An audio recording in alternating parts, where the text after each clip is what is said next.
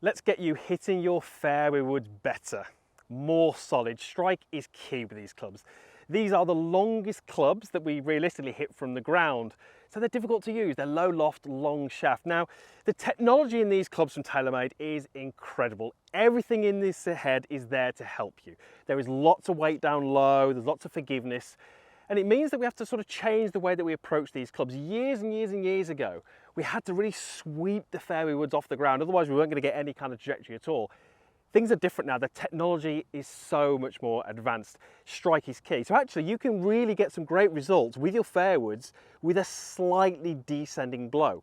What that actually does is it helps you with strike. The more that you have the club sweeping and rising through impact, your strike point is likely to move lower in the club face. Now, like I said, the technology in there to help you, but it's not going to be as good a result as if you can hit it a little bit higher in the face. How do you do that? Well, you've got to get that attack angle fairly level, if not a little bit down. How are you going to do that? Simple tip. I've got my golf ball here, it's on the ground. I'm going to take a tee and I'm just going to very simply place that in front of my golf ball. And you can see that it's probably around about, well, maybe 1.5 golf ball widths in front. I'm going to push it in fairly low. And then when I set up to the golf ball, I almost want that tee as my focus. I want to try and set up here with my normal fairway wood setup, ball just inside that lead heel, weight fairly evenly distributed. But the last thing I want to do with these clubs is have those ideas and feels that we do with the driver. I don't want to be back on my trail foot sweeping the ball into the air, because that's going to bring that contact point lower down the face.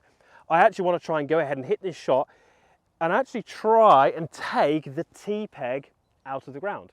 Now, I might not do that. The tee peg might stay in place, but it's having that really nice concept of actually moving through the ball, helping me move my weight to my lead side, and ultimately trusting the fact that TaylorMade have designed a club to help me generate the ball flight that I want. I have to trust the golf club. This is a great little exercise to help me do that. So I've got my normal setup. I'm looking at the ball, but I'm actually thinking about clearing out that tee.